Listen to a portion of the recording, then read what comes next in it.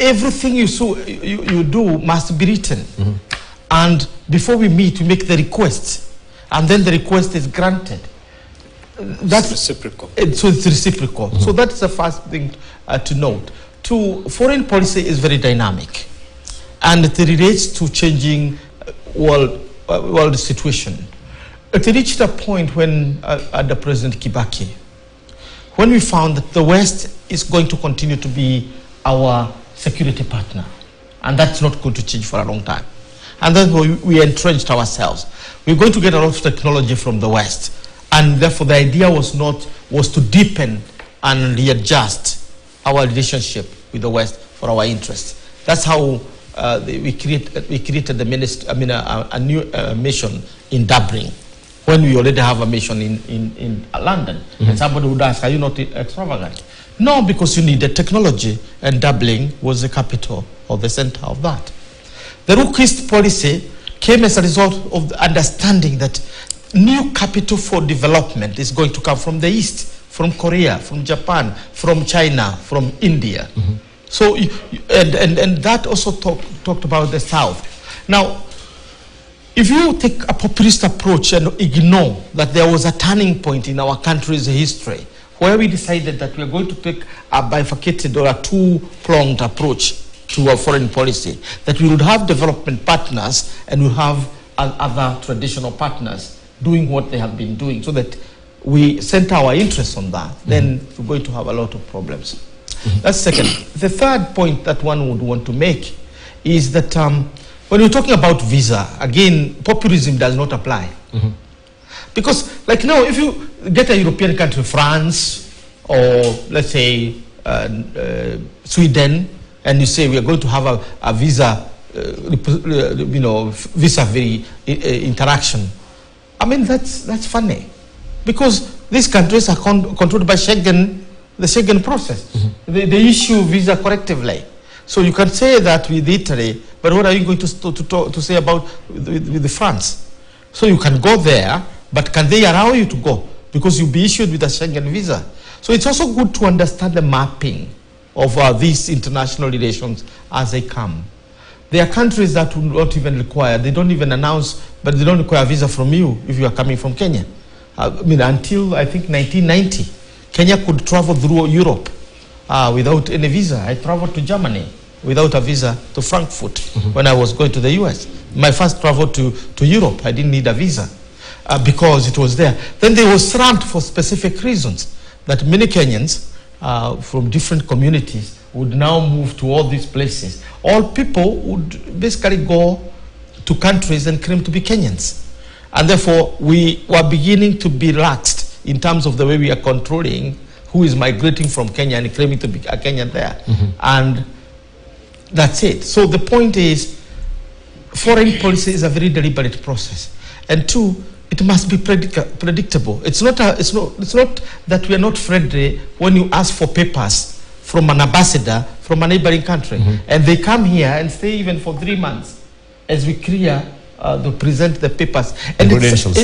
Credentials. And it becomes a long process to go to State House and deliver. And you cannot function. You can even not even operate or have transaction with anybody until your credentials have been accepted.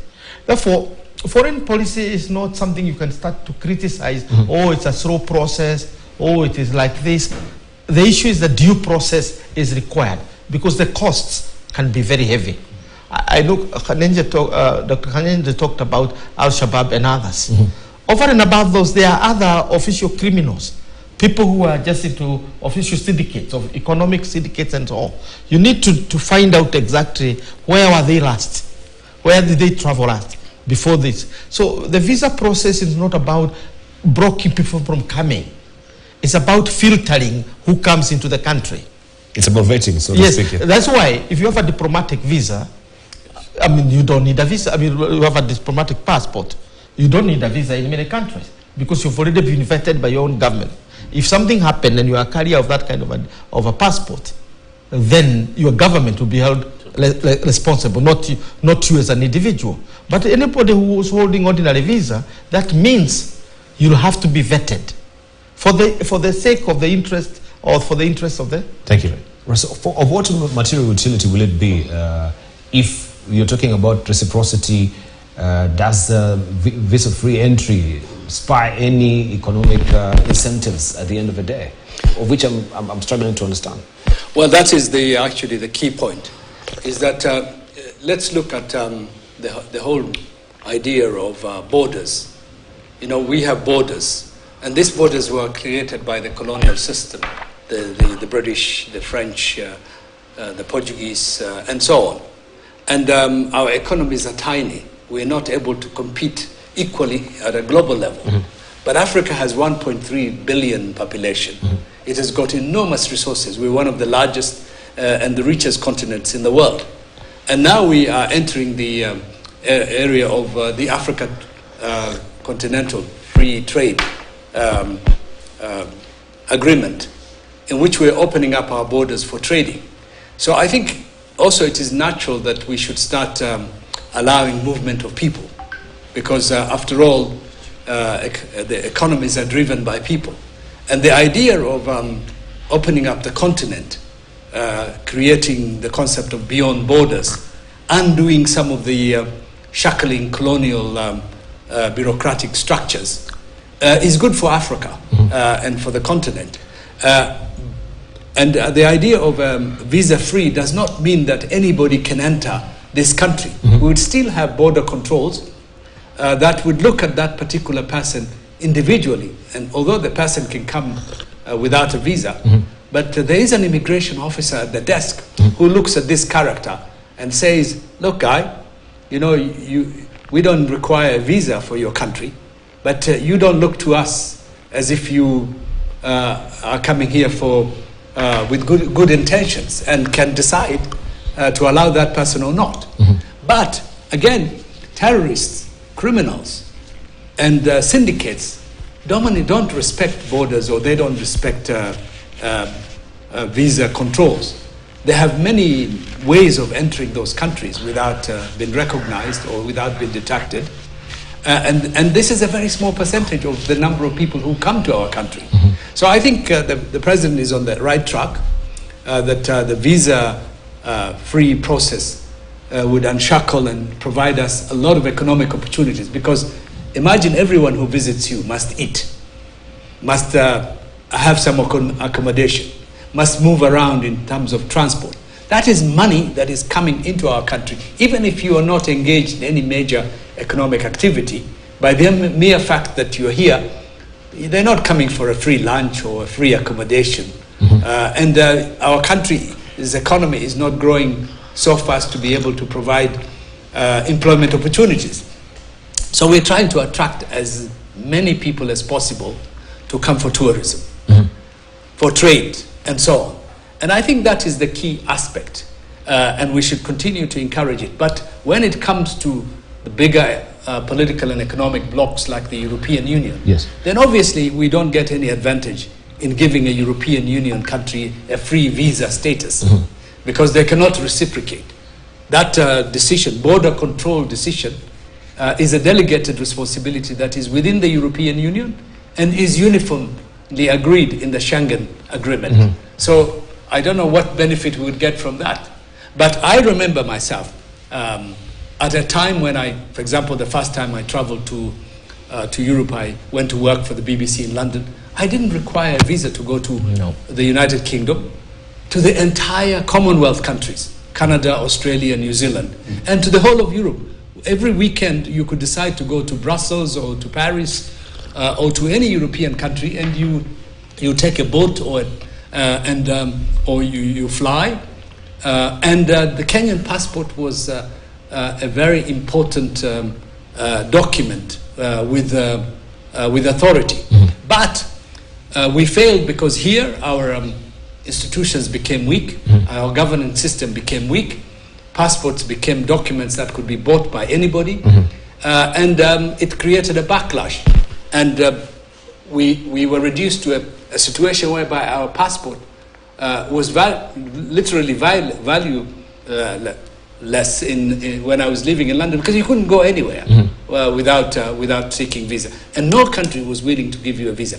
And even now, There are countries that are restricting, even when you have a visa, looking for Kenyan passports, because Kenyan passports are associated with criminality, with fear of terrorism and so on, because we don't simply have the right control in the immigration department to make sure that our passports are protected, are sacrosanct, and only the person who deserves to get it gets it and travels with it.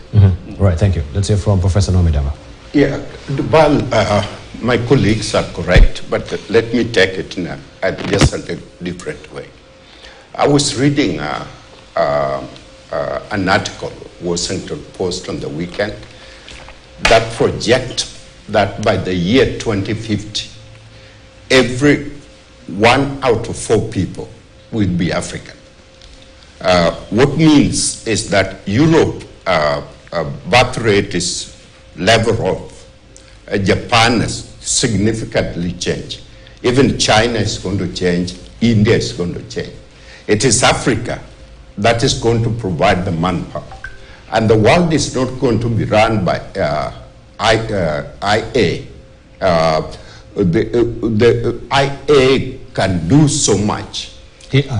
AI can do so much, but it is the people, it is the manpower that's going to be critical.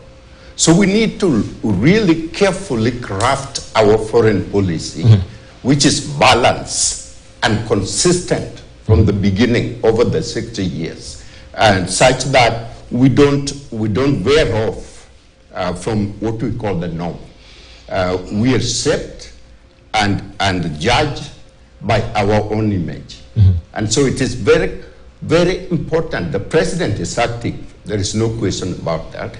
But every time the president make a trip, need to be carefully crafted, need to be judged, need to be understood in terms of what benefit if we travel to China or travel to another country. What sort of benefit are we going to get?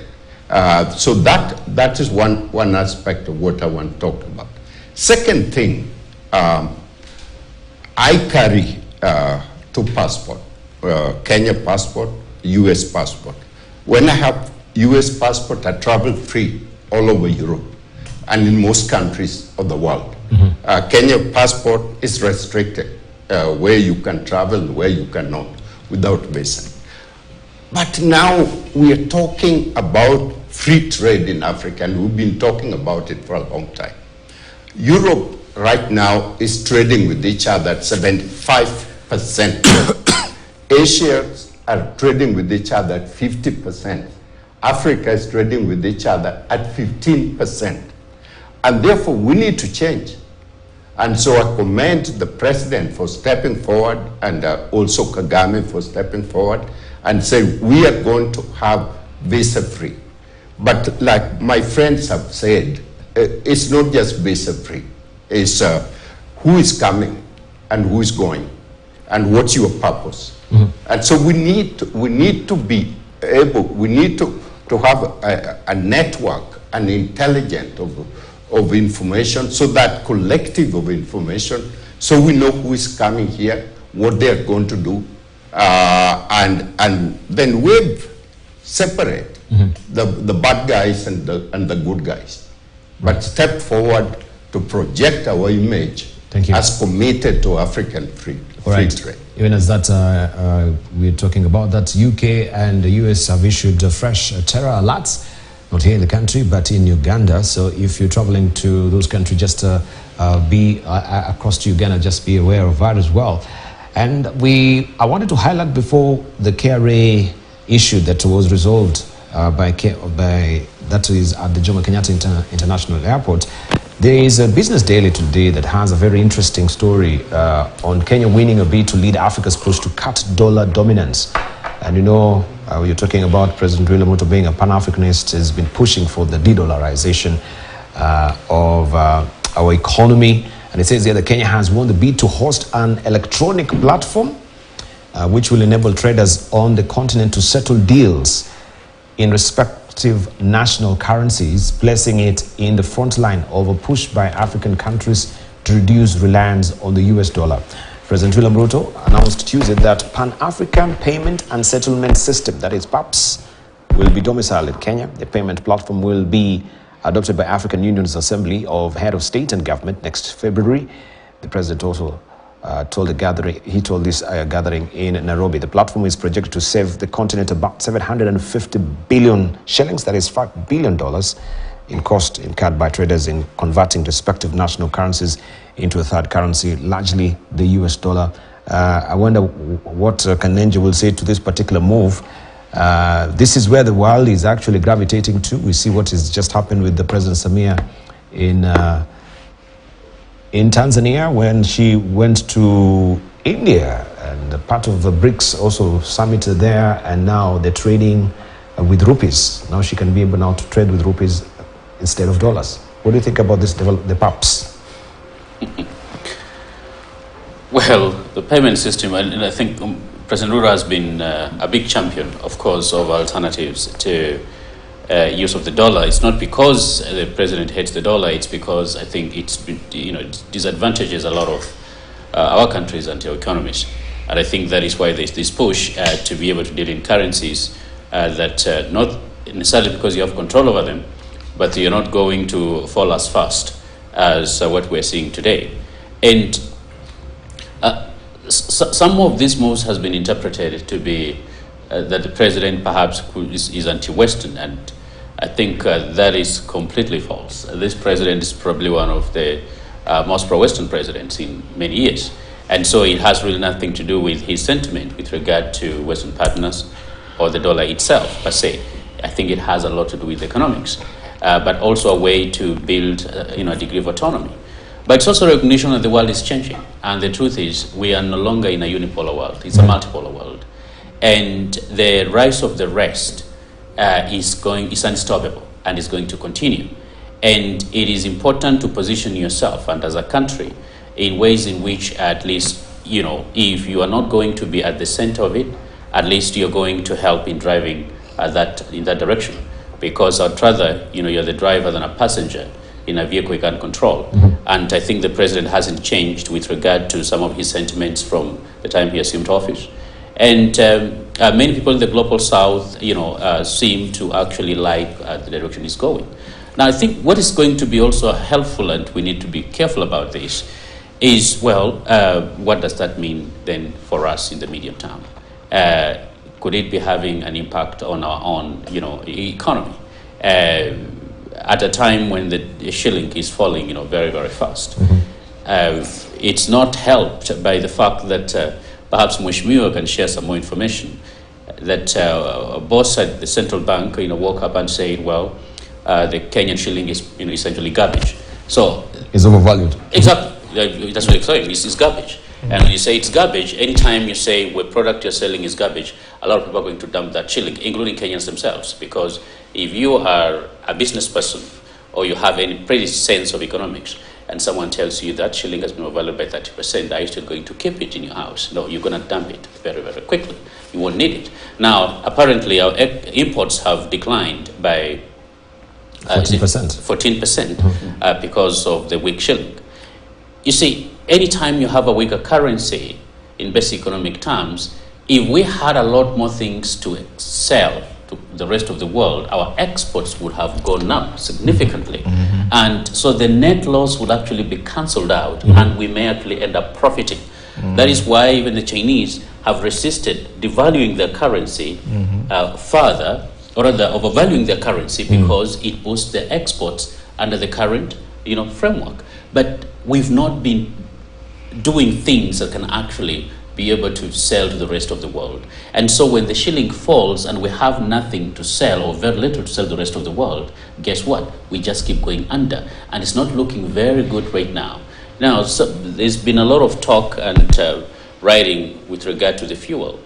The truth is, the barrel has dropped from its high.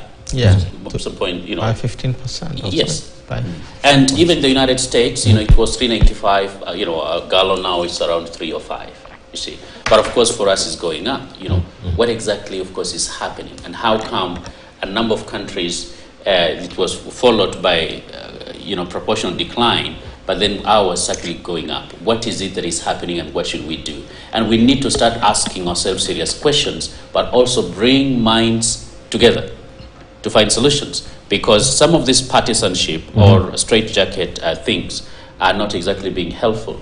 Now, Kenyans are really banking on the current ongoing talks in Bomas to solve the problems. I'm not so sure that is going to happen because we need a number of fundamental changes in direction, but we also need a serious dialogue and contest of ideas to be able to get the best ideas to actually steer this country. The statements that have been made out here have not been helpful. Some of the decisions we've taken as a country may not have been helpful, and we need to honestly reflect on them to move forward. Yeah, reflecting on some of these statements that are being made by some of, top-notch apparatus officials of government are very, very significant. When you talk about such a statement regarding the overvalued shilling, what it will do to the money markets, as it were. But more importantly is the CS coming to the National Dialogue Committee and telling them that, the price of fuel is going up by 300 shillings because of the Hamas and Israel war that is ongoing. The oil prices have gone up, which is not the true reflection of what we are hearing this morning as well. And you see that another CS captain said, no, that is not the current state of play because the dollar has not been, the oil prices are actually going down. Of a barrel are going down, so it will not reflect. And we've seen the CS now, he has retracted those statements about the 300 shillings per litre. So in terms of policy statements that are made by government officials who are not sometimes cognizant of the effects that this can actually do to the economy, I'm inclined to wonder, where do they have the means of mind that they can speak as one voice? Because we've had variegated voices coming from public officials, from foreign affairs. Someone will issue a statement, another on Twitter. It is just such a ad hocery way of doing things that we can say from the current administration. So he's rowing back again. He's saying, no. I'm actually taking back my words of 300 shillings per litre.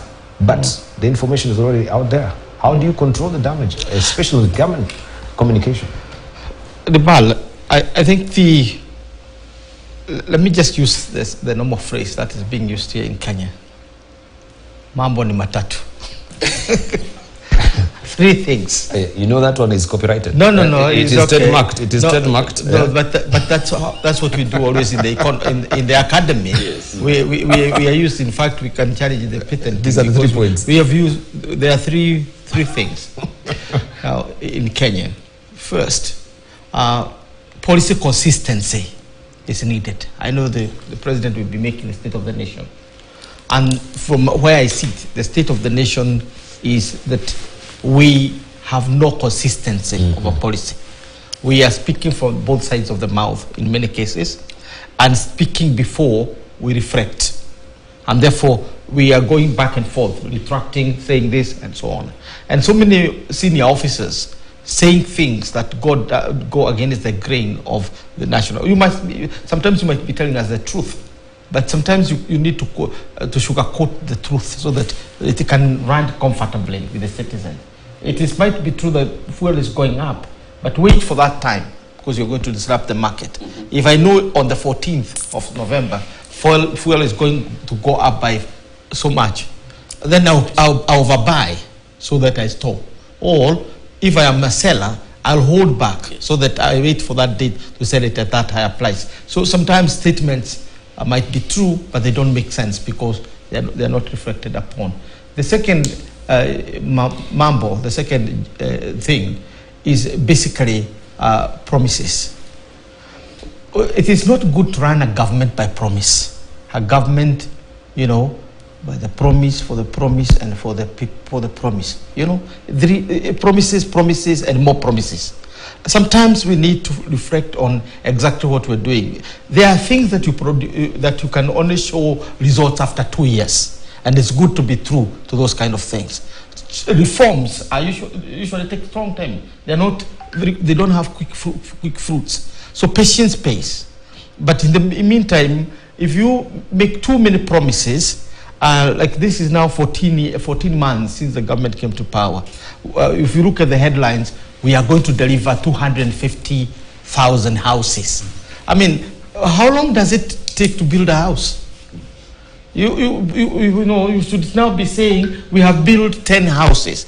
Let people say they are few, but you have delivered something.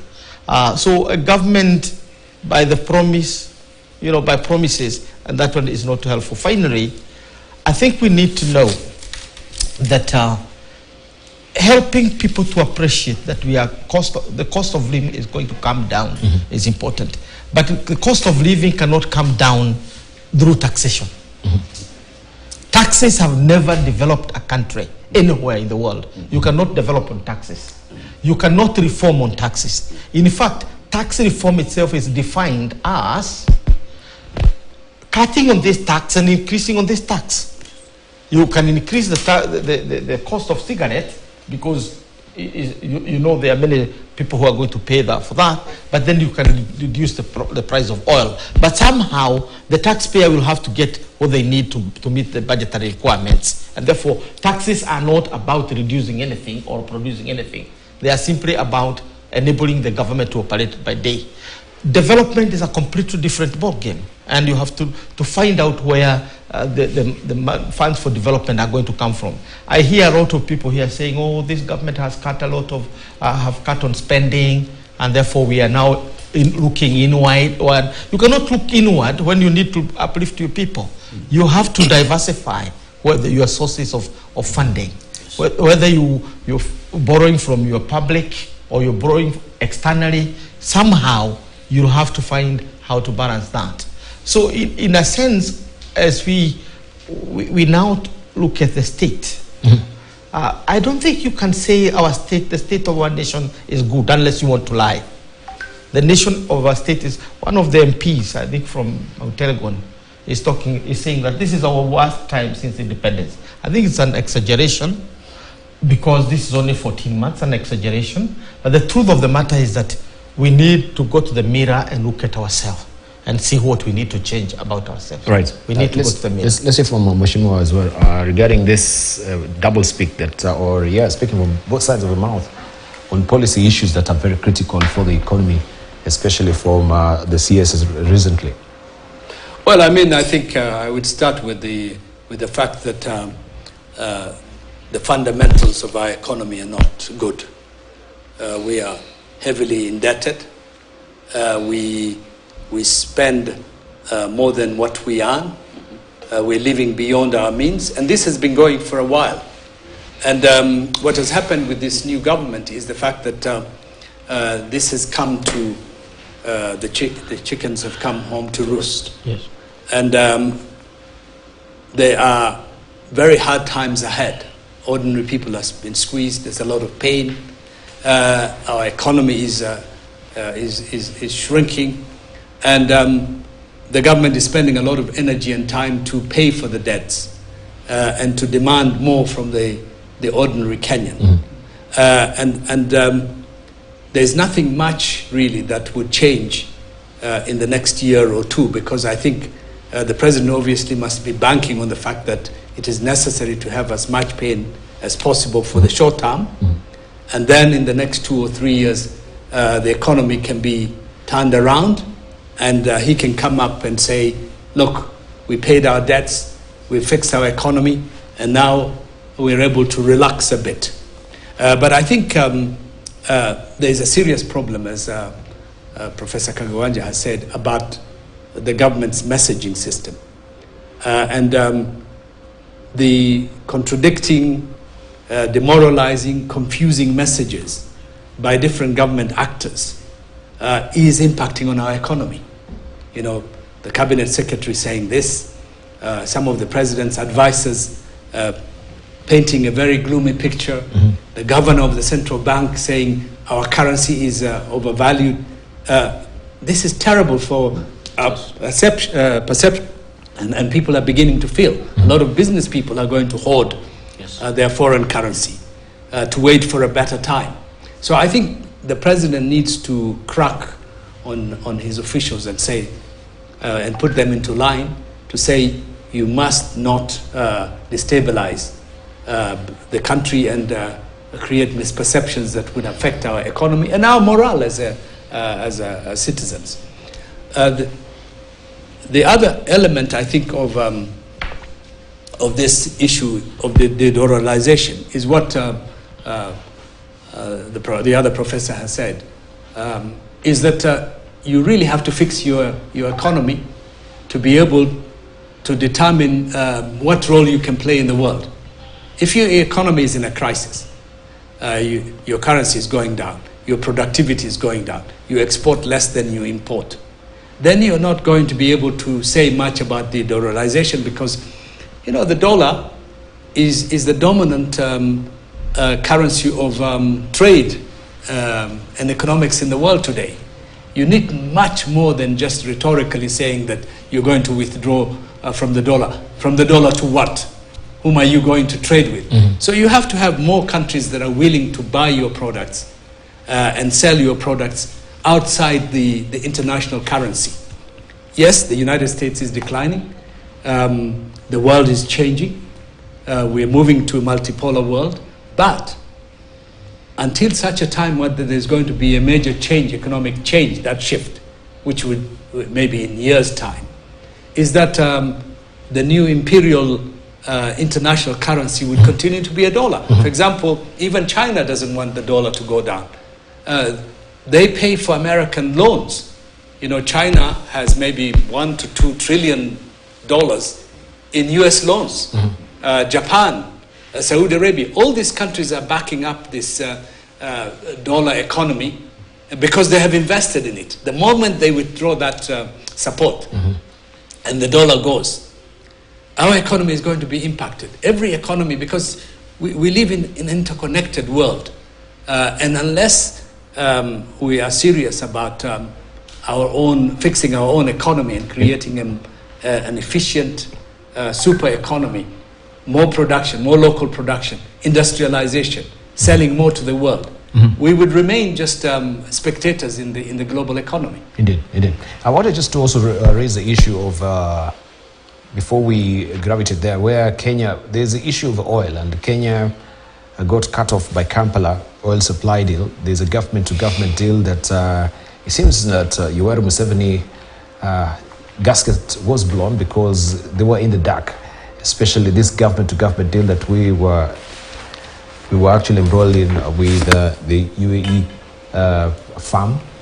And now it's upset that it was kept in the dark about a government-to-government deal with the Gulf states. There was no transparency, and now we've lost this particular deal, which we've seen Tanzania has taken advantage of it. Now they'll be using their port. We're left with a skunk here. The fuel prices actually are going down in this particular region, and this is what the MPs also have been calling. If you look at the dailies today as well, we have UDA MPs confront root over cost of living. We have the Daily Nation, where is the Daily Nation, just carrying out that particular story as well. I'll try and seek it out later. But this sort of a diplomatic tiff that is ensuing, and Uganda is our biggest trading partner when you're talking about the declining exports that we do have. What does it really portend? 14% as it stands? Is it you, or I think it's Kanenji? Then we'll come to Professor Nami. Yeah, no, it is. It is okay. Yes, the BAL, I think Honorable Yusuf stated very clearly. We need to be very careful, and it is the president, is the chief spokesperson, it's the person we have elected to manage our country, is the chief foreign affairs, is the chief domestic.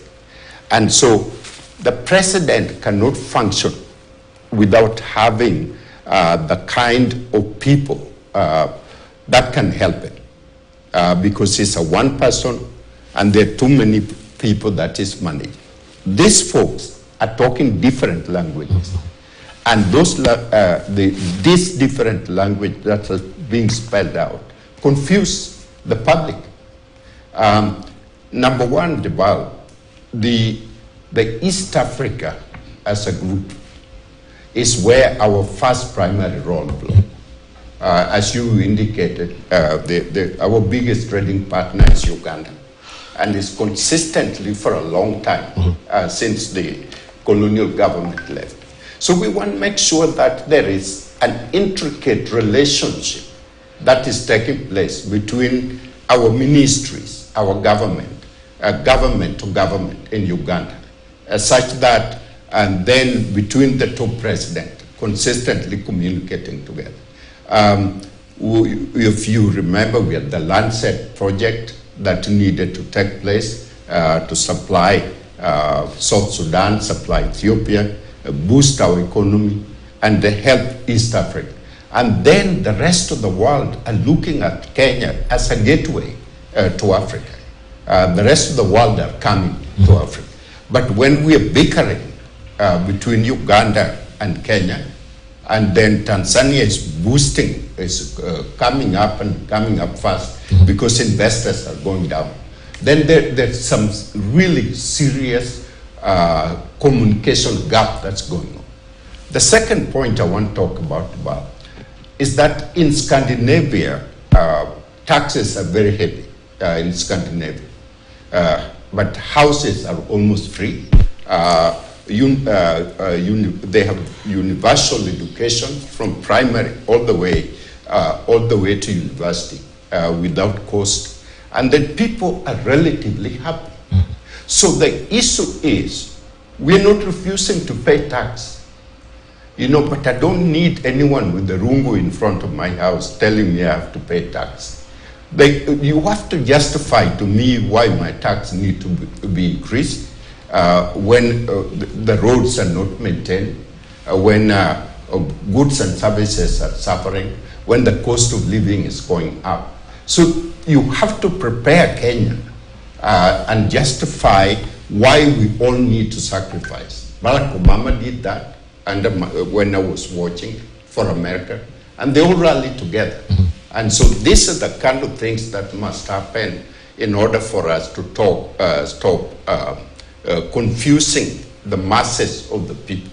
Senior cabinet members need to take shape. I think it was President Kenyatta used to use his rungu to discipline.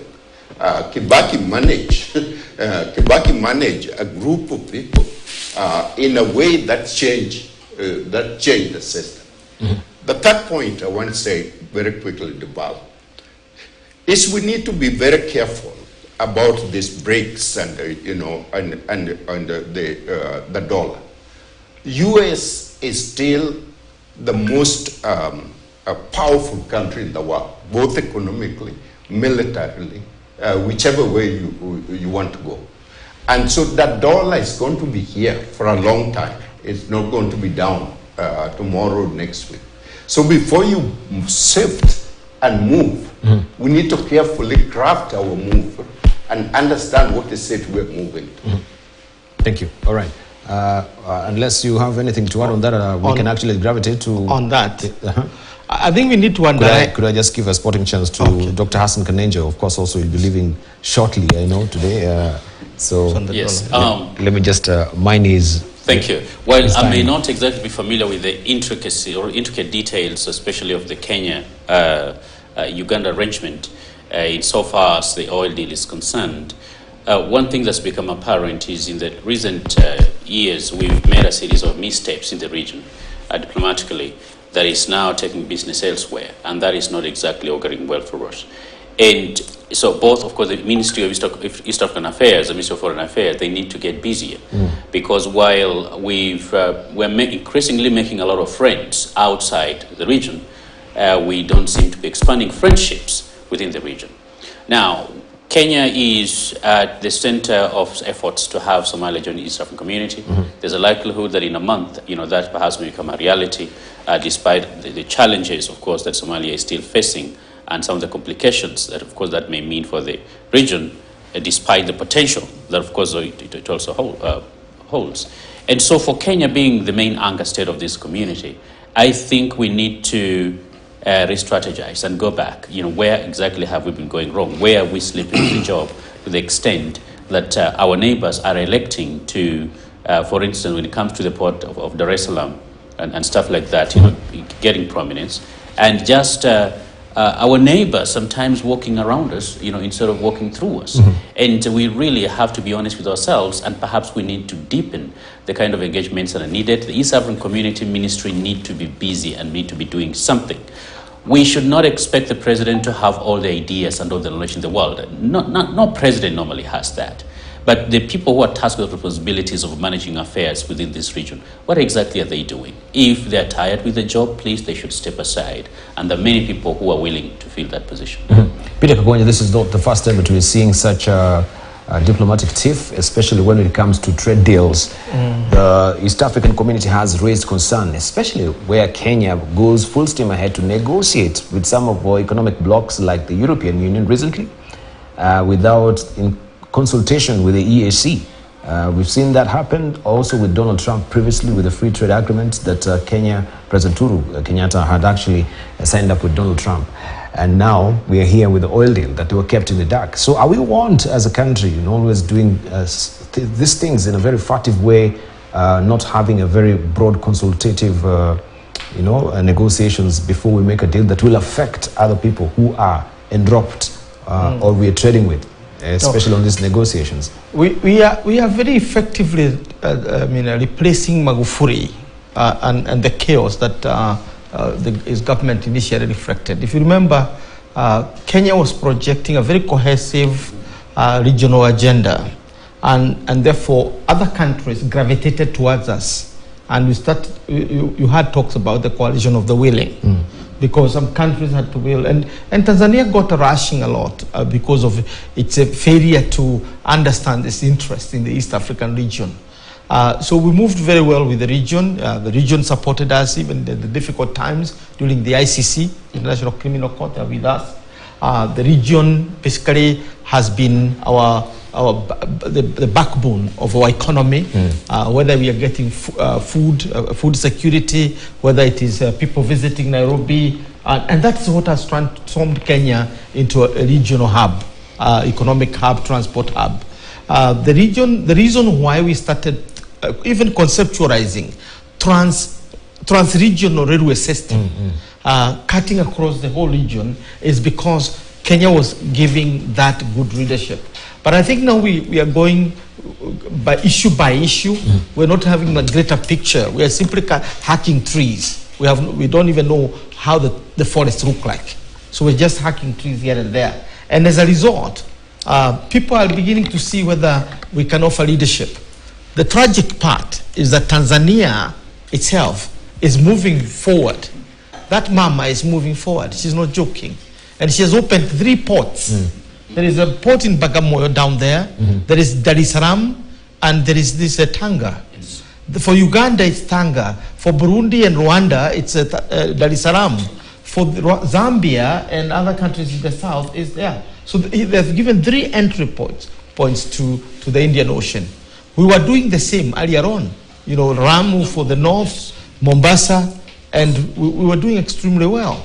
So we need to go back to the drawing board and basically understand that the region is so important for our survival that we need to take East African community, we need to take IGAD, and we take the region seriously, because that's the fortress, that is the source of our power. Let me come back on the dollar, because it's important. Again, it is where populism leads practice. And I think Mheshimiwa made that point strongly, but need to be emphasized that it's not about the dollar, it's not about the euro, it's about our economy. Yes. Let us not start chasing rats, escaping from our burning heart. Our heart is on fire. Leave the rat alone for this time. Let us look at this. Why do I say so? Because if we don't have exports, our population is increasing at an alarming rate. A bigger population is an advantage for the country if we can create employment, if we can create jobs and new opportunities. How do we create those jobs? Kenya must industrialize. But all the policies we are taking are not heading towards industrialization, unfortunately. They are heading from hand to mouth. And we have these kids who are leaving school. How do we get them to jobs? We must industrialize. How do we industrialize? Being realistic about our policies. We talked here about this debate that everybody is, and Kenya is the Kenyan elite has become, people who are pursuing vogue, because things are vogue. You want to mouth them and, even become the ambassador Like now, I don't know how many climate ambassadors we have in this country. We cannot industrialize on so-called renewable energy. Let's not be funny about that. We have to industrialize. Coal. So when you need coal. Yeah, and we have coal, and instead of talking about how we are going to utilize it, and go to Australia and other countries that have coal, technology that can produce coal or utilize coal, clean coal, we are now talking about so-called clean energy because it's in vogue. The real issue here is not the dollar. The real issue here is about our economy. Let us face it straight and clear. Why do we need to do that? Because a dollar, the de-dollarization, is not a new process. Europe de-dollarized a long time ago when they introduced the euro. And America did not fight. In fact, they were not seen as anti-America. But they were basically building a stronger economy and using the euro. The euro now is stronger than the euro, than dollar. Now, the BRICS are saying the moment we consolidate our economies, Brazil, India, China, and so on, then we can have a common currency like euro. That does not mean basically undermining. And here in Africa, we are saying what? For the 54 countries can have a common currency. But what is the need of a currency that is not backed by a strong economy? Indeed. So our agenda must be very clear. A strong economy, strong economy, strong economy, not de-dollarization. All right. Okay. Honorable Yusuf? Yeah, and I think we might be losing the focus on the ball as a country, because we have a major advantage in our region. We are the gateway to East and Central Africa. And now we have a bigger, expanding East African community. Our biggest trading partners, where we have an advantage in terms of marketing our products and expanding our ability to trade with the rest of Africa. The visa-free is one aspect of it. But now, in terms of balance, we're losing that edge. You know, our biggest trading partners are Uganda. I don't understand this oil deal, because if you look at President Museveni, who's gone public on it, it just seems bizarre that there was an agreement between the two countries, but it was more or less managed, according to him, by a mafia cartel, like a cartel that was profiting by putting up certain percentage up the cost of oil to make it to make Uganda lose a lot of money. It wasn't competitive. And the Kenyan government has kept silent on this, so we don't know what our position is and whether the facts are correct. But from what has come into the public domain, we were shortchanging Uganda. And Uganda has corrected that. And we cannot continue in that kind of relationship. We want an equal relationship. Tanzania is developing its ports, it's developing its railway network. Yes. It's connecting Tanga, Bagamoyo, Dar es Salaam to Uganda, Rwanda, Burundi, DRC, and to Zambia and beyond. And the railway, the Chinese are going to help the Tanzanians upgrade the Tazara railway into Zambia, and it links into the copper belt and the mineral heartland of the Democratic Republic of Congo, and links with the Benguela railway line into Angola and into the Atlantic. This is a major development. Our LAPSET project is in the doldrums. It is more or less off the economic agenda, because we have an advantage to connect with Ethiopia, which has got 110 to 120 million, and to mineral rich country like potentially rich country like South Sudan, and into Sudan, and then from there connect the network to Central African Republic and beyond. So we're not doing all of that at the moment. All of this is on the back burner. What the government needs to do is to refocus our attention to East Africa, to Africa, where our main economic advantage is, and to make sure that in fact we're not completely cut off, because now with the net communication, transport, railway networks that are developing in Tanzania, we're going to be a peripheral country out of it. And I think we should also emphasize our relationship with the Horn of Africa. Thank you. Thank you. The Horn of Africa is important. Ethiopia, Somalia, and the Indian Ocean. Right, thank you. The Western Indian Ocean. All right, we are due for a station break, 8 o'clock on the nose. I want just to bid farewell to... Why are you... please. Now, I don't know how to do it now. Okay, let's just leave it there. We need to take a short break. Dr. Kanenje is leaving us, so I wanted just to, of course, set him free, but he's setting himself free before he's been set free, right? Yeah, but thank you so very much. Maybe you can get to closing remarks. Just avoid touching your mic because it's crackling on air. Just give your closing remarks. Yeah, we living in very interesting times, and especially with a new conflict in the Middle East. I think it's going to be very careful that Kenyans pay attention to the environment. There is a likelihood of increased, terror attacks within the region as a response to what is going on in the Middle East. And so I think all of us need to be vigilant. At the same time, we need to pray for our country for the right direction. All right, thank you, Dr. Hassan Kanenje. And of course, we shall be touching base with you next week as well. We take a short break right now. When we come back, we follow the situation in Israel, where South Africa is recalling diplomats from Israel to assess its relationship with the country amid a rise in civilian casualties, and also new development as well that we have Russia's Wagner Group, who is planning to send air defenses to Hezbollah. This is according to the US intelligence as well, and they're saying that the Lebanese militant group could potentially create a second front against Israel as it is right now. And also Somalia is gagging for the United Nations Security Council candidacy, and how that will pretend, especially for that particular country. Kenya was there, now Somalia, which is part of the East African community, looking at what the processes are right now. What does it portend moving forward? You're watching Global Today. Don't go away. Much more on the other side of the break.